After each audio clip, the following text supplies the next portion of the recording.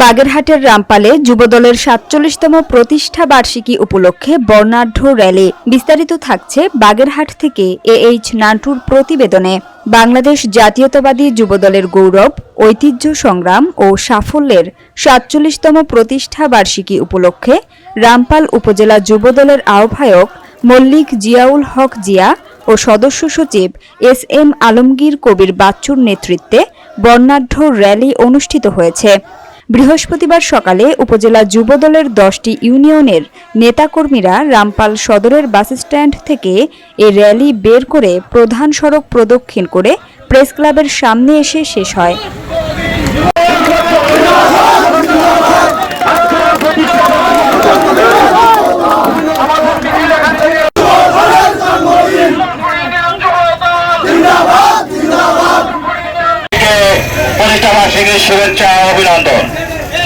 যে জামাত যে কথা বলেছে যে গণভোট হবে, বাংলাদেশে কোনো গণভোট অনুষ্ঠিত হবে না।